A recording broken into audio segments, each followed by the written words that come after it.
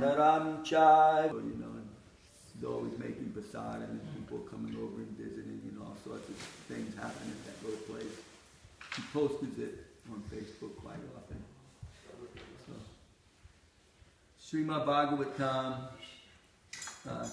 Canto 3, Chapter 13, the appearance of Lord Varaha. But we're still talking about Lord Brahma and Manu right here. So it's text number 10, and it's on the board. Please try to follow.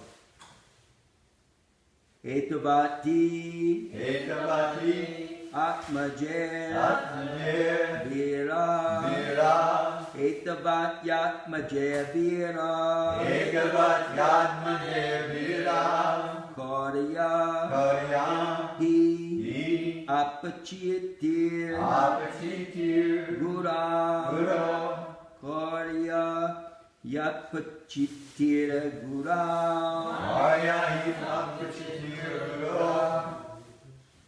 Sakya Pratmatir Griyeta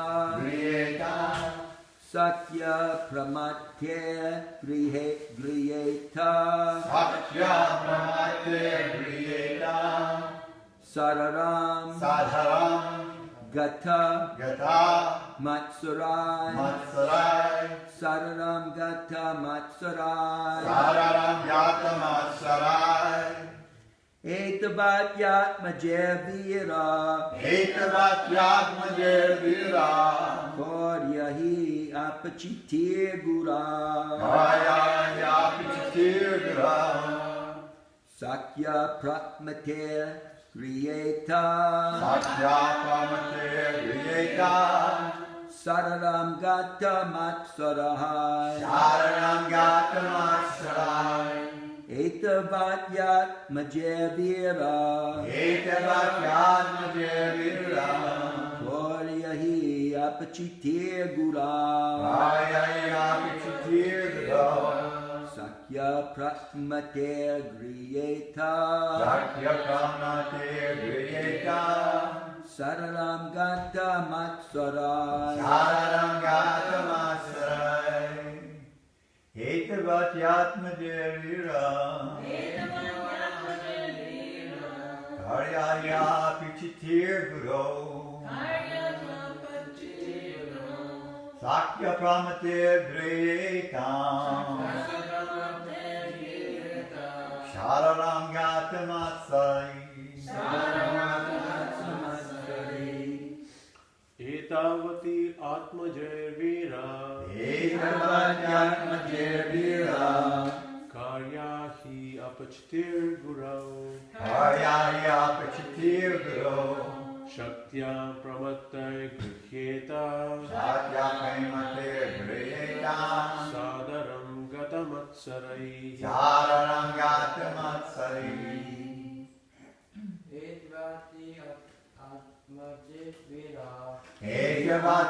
Etavatyatmadevira Karyaya Pichitir Guru Sakya Premate Girnita Sararam Gatamasarai Etavatyatmadevira Karyaya Pichitir Guru Sakya Premate Griyeta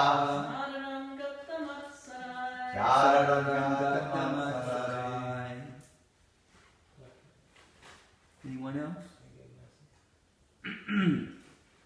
Let's see, word for word. Etavati. Just exactly like this. Just exactly like this. Atmaja. By the offspring. By the heartstring.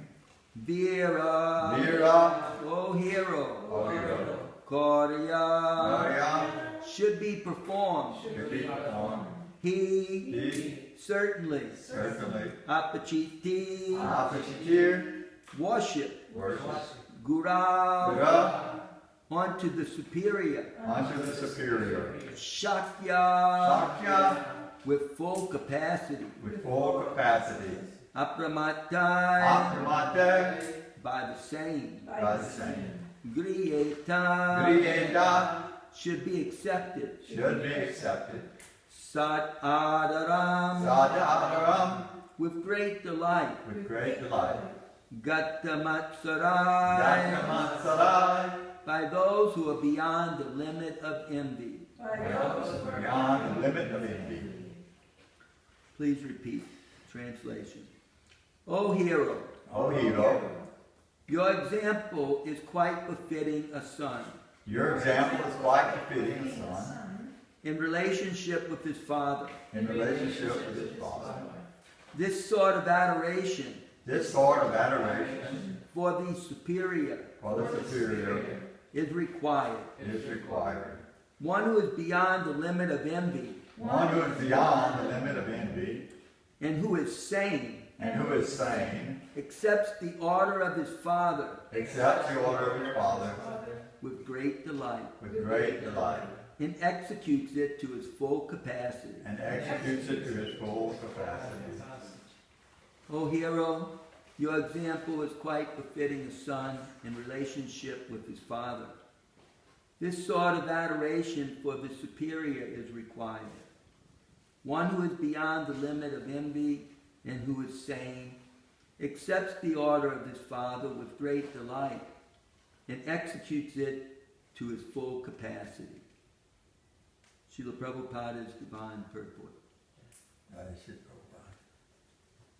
When the four previous sons of Brahma, the sages, Sanaka, Sanatana, Sanandana, and Sanat Kumar, refused to obey their father, Brahma was mortified, and his anger was manifested in the shape of Rudra.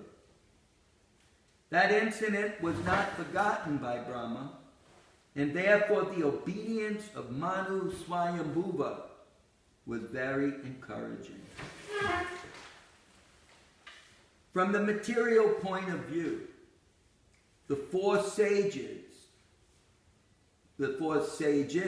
disobedience to the order of their father was certainly abominable. But because such disobedience was for a higher purpose, they were free from the reaction of disobedience. Those who disobey their fathers on material grounds, however, are surely subjected to disciplinary reaction for such disobedience. Manu's obedience to his father on material grounds was certainly free from envy. And in the material world, it is imperative for ordinary men to follow the example of Manu. Thus ends the Bhaktivedanta Purport to the 10th verse, 13th chapter, 3rd canto, Srimad Bhagavatam, the appearance of Lord Varaha. I'm going to read through it again because it's only a paragraph, maybe 6 or 7 sentences long. When the four previous sons of Brahma, the sages, Sanaka, Sanatana, Sananda, and Sanat Kumar, refused the order of their father, Brahma. When he refused the order of their father, Brahma was mortified, and his anger was manifested in the shape of Rudra. This incident was not forgotten by Brahma, and therefore the obedience of Manu Swayambhuva was very encouraging. From the material point of view, the four sages' disobedience of the order of their father was certainly abominable. But because such disobedience was for a higher purpose, they were free from the reaction of disobedience. Those who disobey their fathers on material grounds, however, are surely subjected to disciplinary reaction for such disobedience. Manu's obedience to his father on material grounds was certainly free from envy. And in the material world, it is imperative for ordinary men to follow the example of Manu. Srila Prabhupada, Ki Jai. I offer my obeisances onto the lotus feet of His Divine Grace, Srila A.C. Bhaktivedanta Swami, Srila Prabhupada, who is opening our eyes, although they are certainly shut by the darkness of ignorance. Wimul Rupa Goswami Prabhupada, who has established within the material world the mission to fulfill the desire of Lord Chaitanya, give us shelter under his lotus feet. Srila Prabhupada Ki Jai. So my wife mentioned to me yesterday that Maharaj's class was different. It was all about his personal experience. Whereas we usually get some sort of scholarship with many supporting verses from other parts of the literature emphasizing different points. But he came here without any opportunity to even know what the verse was, because I failed to send it to him that evening. He didn't ask for it. It was on my mind to send it to him, but I forgot. So I think that's the best he could do, and it was quite enlivening, because in Kali Yuga we're all infatuated by stories. That's why Vyasadeva wrote the Mahabharata. It's in the form of a story, and even Srimad Bhagavatam, the cream of all Vedic literature, the explanation of Vedanta Sutra, which is very short Sanskrit codes describing the absolute truth. Srimad Bhagavatam is the commentary, natural commentary on it by the author himself, Vyasadeva. It means the beautiful story of the personality of Godhead.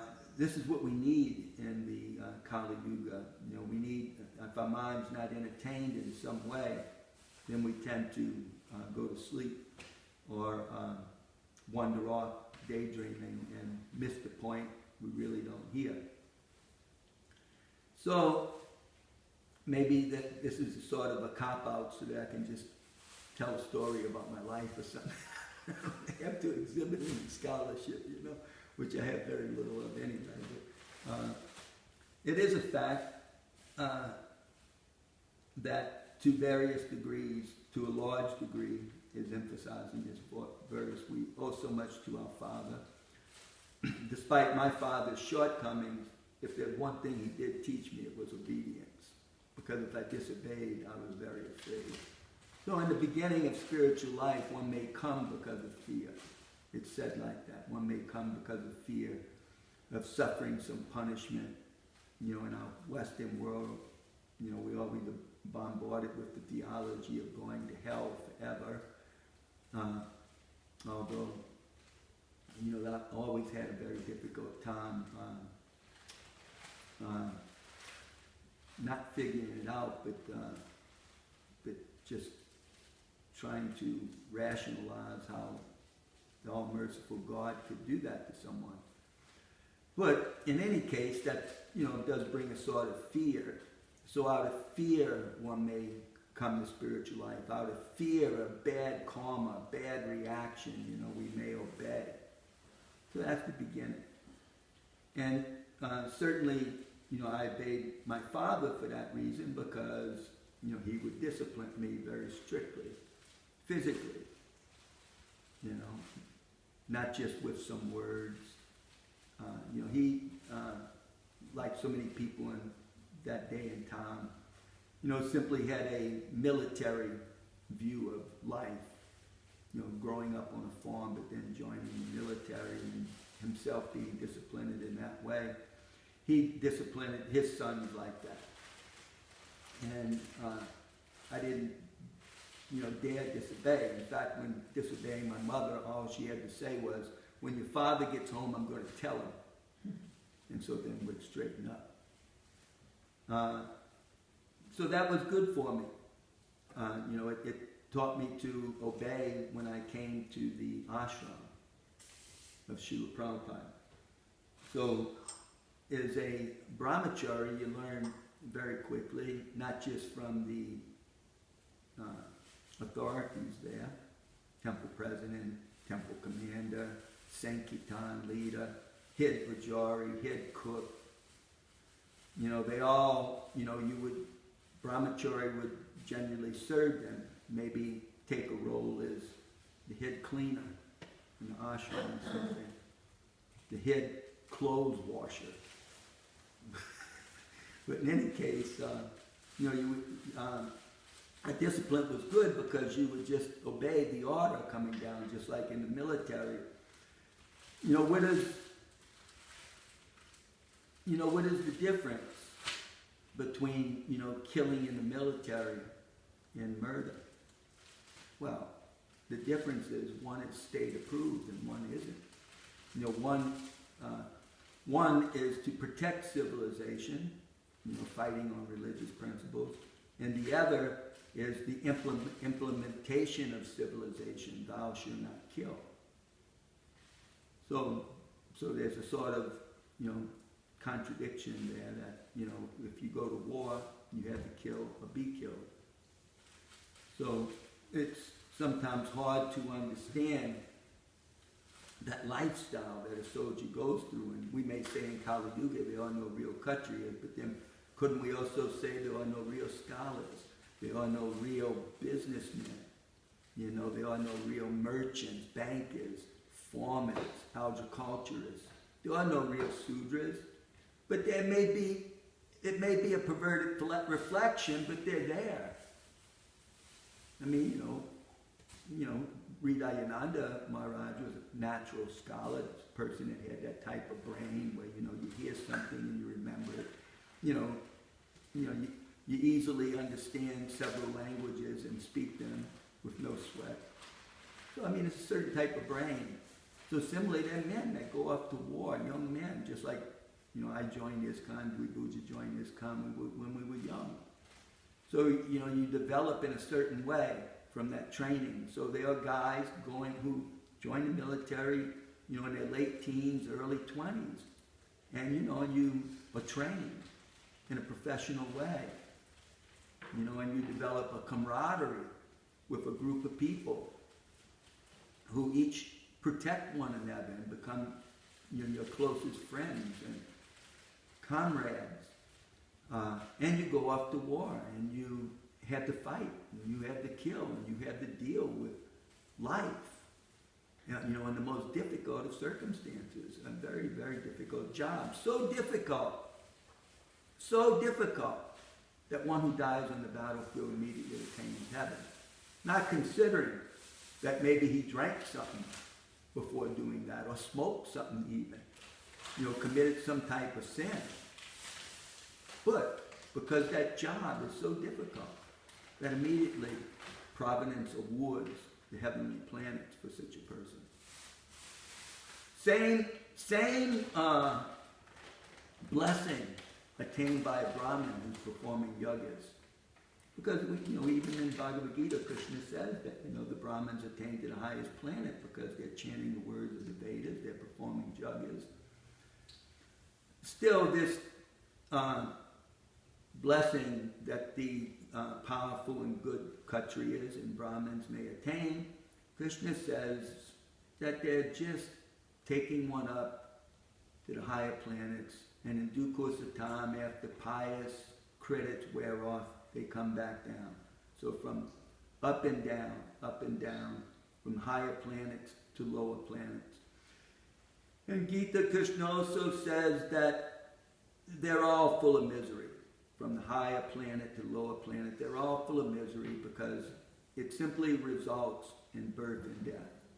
You know, whether we die easily in heavenly planets and have to come down, or we die in a very miserable way on the lower planets and go up and down. The animals don't have to worry about going up and down. They don't disobey. You know, they're born in a, you know, with their kith and kin, you know, to whatever mammal it is, and they live in that atmosphere. It's just an animal life. There's an alpha male who, you know, may control the herd or several of them, and they all just, you know, they all just fight to mate. at that time of year. Otherwise, they go about just finding their food and, you know, protecting the younger members. And that way they eat and sleep, mate and defend. And they go to their next body in progression, you know, with no sin, so to speak, and no bad reaction rather than the word sin. No bad reaction. Just like we don't call it a sin when somebody has a terrible accident, but we do call it, you know, a bad reaction. You know, it's just an unfortunate, miserable reaction. So, you know, the animals, they just progress upward, but a human being is different because we may not go upward, we may go downward. And that is the result of disobedience. You know, the Father says, you know, don't do this, and I do it anyway. You know, the last thing the Father wants to see, you know, is the child become miserable, or the child to, you know, misuse his independence. The Father says go to bed, but the child sneaks out at night and doesn't go to bed. He gets into all sorts of trouble. So, bad reaction. So, we go down because of disobedience. Srila Prabhupada says that, you know, sin is due to disobedience. A bad reaction is due to disobedience. And disobedience is due to having a taste for sin. You know, Prabhupada, you know, he emphasized, you know, to his disciples in the ashram, you know, we can't gamble in there. You know, we don't watch TV programs where people are gambling. You know, we may develop a taste for gambling. But sometimes people would sneak out of the ashram and go and gamble. And then they would get upset if the temple president caught them and chastised them for taking the money they collected on Sankirtan from the innocent public and gambling with it. You know, so there's always a possibility of sin at any moment. You know, there's because, you know, we have a world that emphasizes it, and that influence is very powerful. You know, devotees, they go on Sankirtan, and meaning, you know, they're going out chanting, or they're going out and telling people about Krishna, or they're going out and asking people to serve Krishna. But in the course of doing that, you know, one may fall into some maya. They may develop an inappropriate relationship. You know, Srila Prabhupada, he defined illicit sex is sin, and illicit sex is sex out of marriage. But it happens, doesn't it, in the wrong relationship, meeting the wrong person who, you know, doesn't care about that. And, you know, the person becomes overwhelmed by the modes of material nature, and unfortunately, you know, falls down like that, so to speak. So, you know, that disobedience isn't good for one's vairagya or spiritual strength. So how to correct it is just like Brahma. Just like we learned in the previous chapter. Brahma had to give up that body or give up those activities. He became ashamed when his son Marishi spoke to him, you know, words, not harshly rebuking him, but, you know, words of attempting to comprehend. Understand this, what's going on here, this example. This is the son asking the father, well, why are you doing this? Just like in our world today, the son may sometimes ask the father, why are you doing this? You're ruining everything. You're ruining the family. Please, for the sake of your family, stop it. And maybe he will, maybe he won't. Brahma did. So, you know, similarly, you know, that has to be, the example that we follow, that if there's some difficulty, we fall from the path. We have to get up and get back on the path. That's Srila Prabhupada always encouraged the devotees, his disciples, everyone. Just get up and get back on the path. Krishna will help you. The material world, the modes of nature are very powerful. Nature is very powerful. Most people think that you cannot change nature. There's the old Aesop's fable where the crow tried to become a swan. But by sitting in the water too long, he became waterlogged and drowned. Because a crow is not a swan. So you can't change nature, was the Aesop's fable. But devotional service is so powerful that it can do the impossible. It can actually change nature. You take people from the modes of material nature who are just like monkeys, practically speaking. Really, foolish, tamasic, dark type of mode. Just always chasing, the opposite sex. Monkeys don't care if they're in the temple or not. Just go to Krishna Balaram temple. They'll have illicit sex anywhere. It's not illicit sex for them. It's just nature. They're just monkeys, they're just creatures like us. It's not illicit. That's what they do, they're mammals. So, a human being, a soul in a human body, just is so infatuated like that, there's actually a better facility as a monkey. We don't have to suffer as a human being. We can become a monkey to have as much sex as we want. So, but a human being, the facility is not meant for that. The facility, the brain that we have, whether it be a Sudra brain, a Vaishya brain, a warrior brain, or an intellectual brain, it doesn't matter if we use that brain for the devotion to the Supreme Lord, then our nature can become unmaterial. Immaterial, no longer material, the nature will change. Because even a scholar may be very attached. What does a scholar want? He wants a beautiful, peaceful atmosphere where he can walk around thinking and speculating and writing and ascertaining and analyzing and describing life. Maybe glorifying something, writing poetry, or doing some research where, there's nothing bothering him, because you can't have things bothering you when you're thinking like that. Then you become very attached to that. Why do people take their births like that? In an academic atmosphere.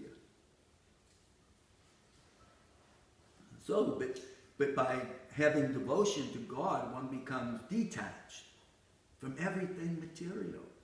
That's the beginning of the Bhagavatam. That by engaging in devotional service, one develops detachment and knowledge. It's like the members of the Kuru dynasty, the Yadu dynasty. They were powerful warriors, but they all possessed transcendental knowledge that gave them detachment from the world. So therefore they could execute their duty and simultaneously be fixed in and devotional service, or be fixed in meditation, be fixed in their loving relationship with the Supreme Personality of Godhead.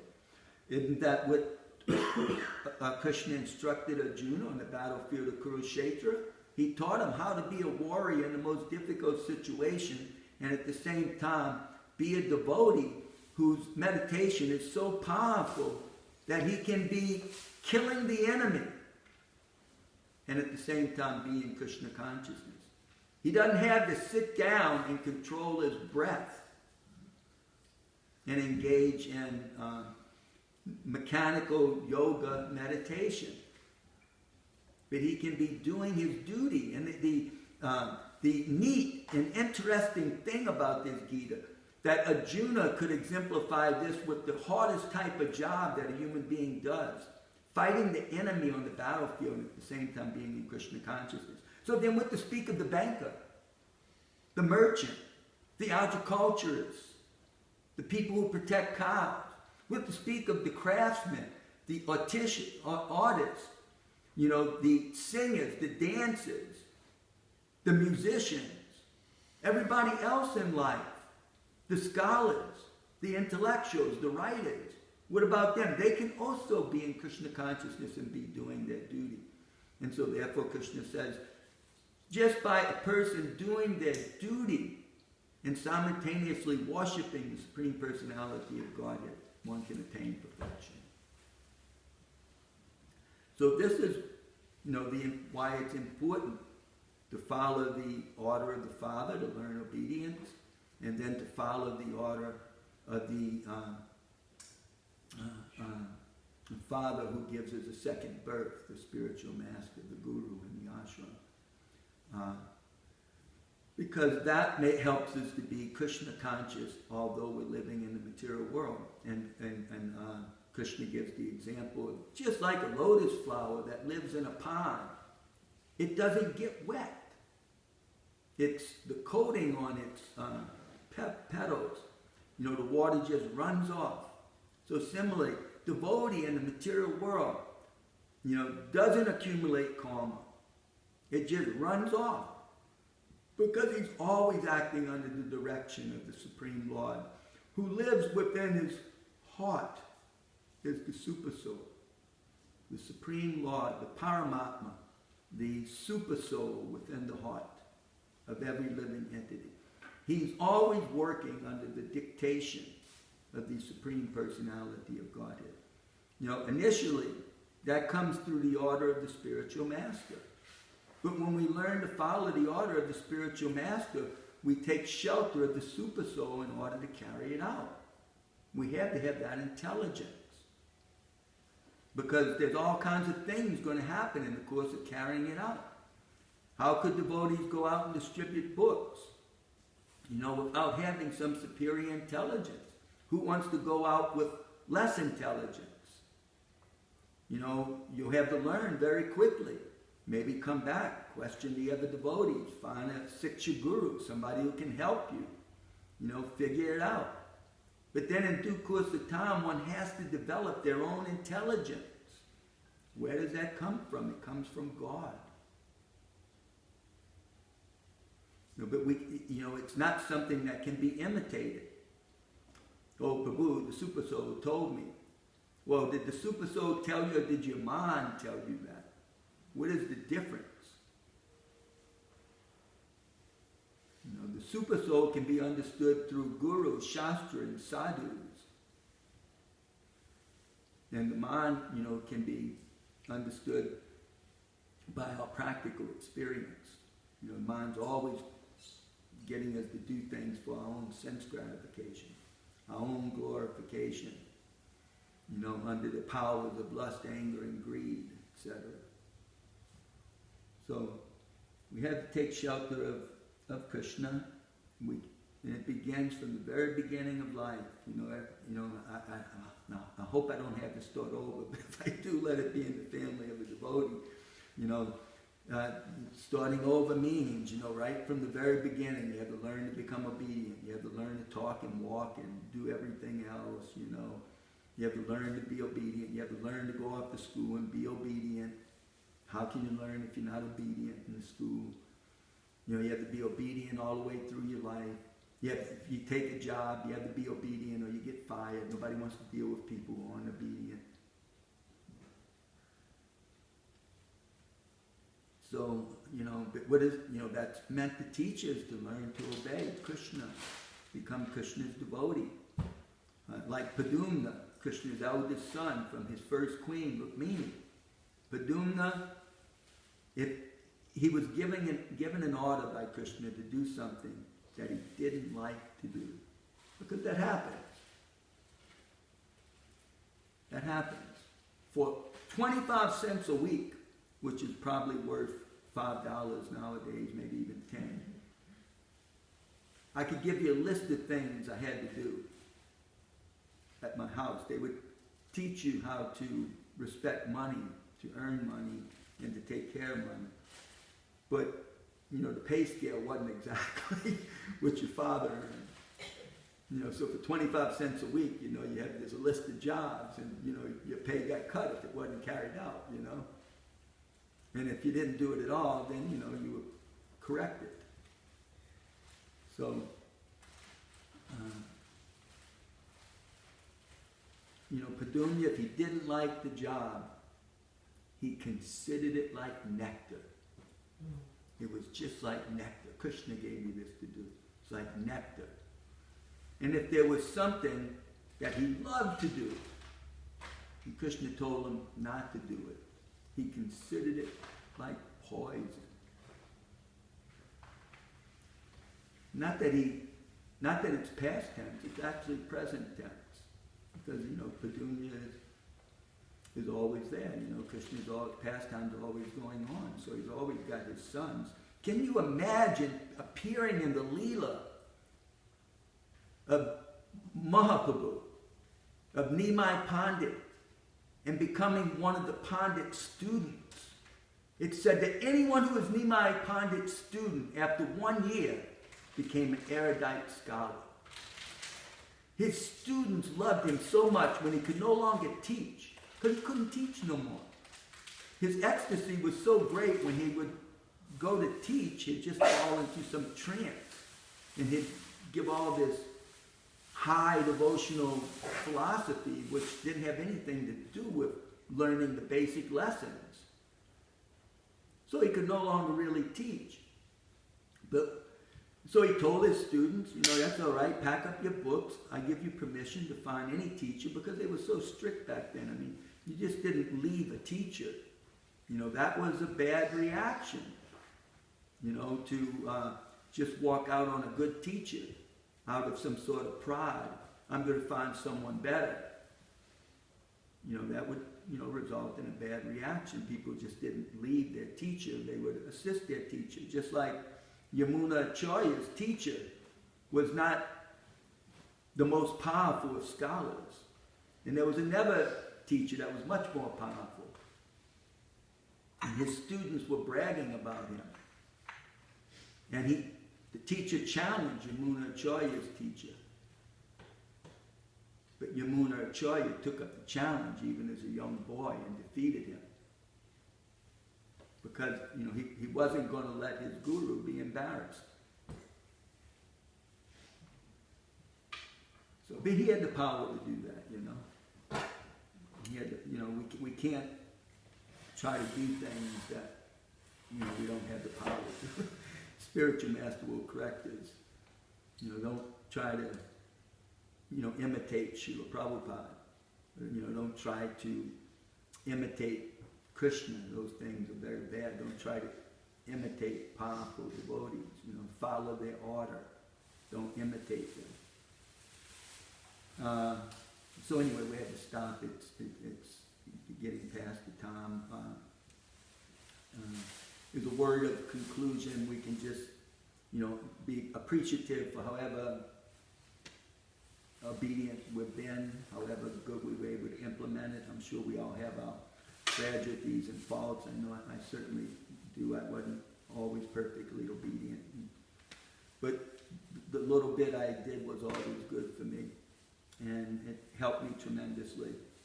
And I'm very appreciative of it. And I'm glad Srila Prabhupada was so strict and didn't fool around like a lot of other so-called swamis and gurus that came to America and allowed their disciples to do so much nonsense. Srila Prabhupada was always very strict and always disciplined his disciples, and at the same time, showed compassion for our tragedies, but always encouraged us to get back on the path. And if somebody couldn't, it made him feel sorry for that person, because it's just no good to become addicted to all the things that create bad reactions in this world, Okay. Srila Prabhupada ki jai. Thanks everybody for attending, including Dilip Prabhu and Joanne, my old friend from Kenner, Louisiana, and Santosh Kumar, who says Hare Krishna. Hare Krishna. Hare Krishna. Chaitanya Mahaprabhu movement. Basically, who's the And the Asok Mukutwala